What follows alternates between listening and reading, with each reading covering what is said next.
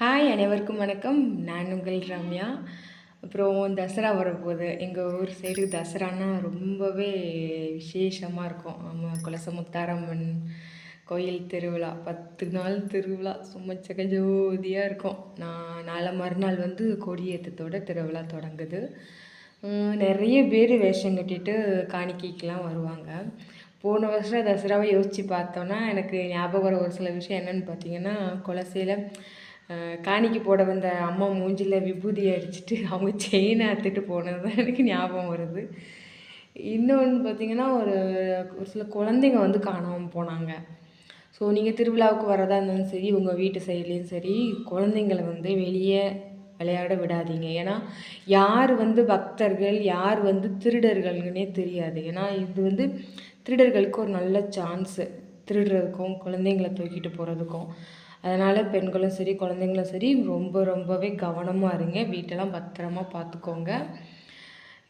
இப்போலாம் காணிக்கை போடுறதுனாலே கொஞ்சம் பயமாக தான் இருக்குது. ஏன்னா சொன்னேன்ல, யார் திருடர்கள் யார் பக்தர்கள்னே தெரியல. தரமான மனசில் நினச்சிக்கிட்டு காணிக்கை போட வேண்டியது தான். இன்னொன்று வீட்டுக்கு நிறைய செட்டுலாம் வரும். நான் அதெல்லாம் வீடியோ எடுத்து நான் உங்களுக்கு போடுறேன், சரியா? அப்புறம் கோயிலுக்கு வரவங்களாம் ரொம்ப கவனமாக இருங்க. ஏன்னா ஏன்னா இந்த டைமில் இந்த குலசை பக்கத்தில் நிறைய திருட்டு நடக்கும். வண்டி திருட்டு, வண்டி வாகனங்கள் திருட்டு நடக்கும்.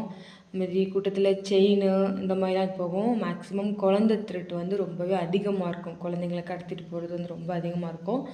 அதனால் நீங்கள் குழந்தைங்களோட வரீங்கன்னா உங்கள் குழந்தைங்கள நீங்கள் தான் பத்திரமா பார்த்துக்கணும்.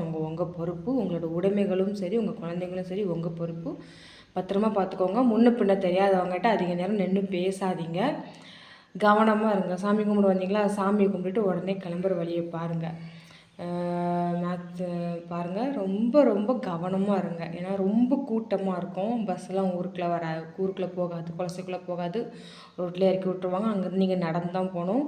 குலசை கடற்கரை சுற்றி நிறைய காடு பக்கம்லாம் இருக்குது. அந்த பக்கம்லாம் தனியாக தயவு செஞ்சு போயிடாதீங்க. எப்பவுமே கூட வந்து ஆட்களோடையே ட்ராவல் பண்ணுங்கள். தனியாக அங்கே போகிறேன் இங்கே போகிறாலும் எதுவும் போயிடாதீங்க.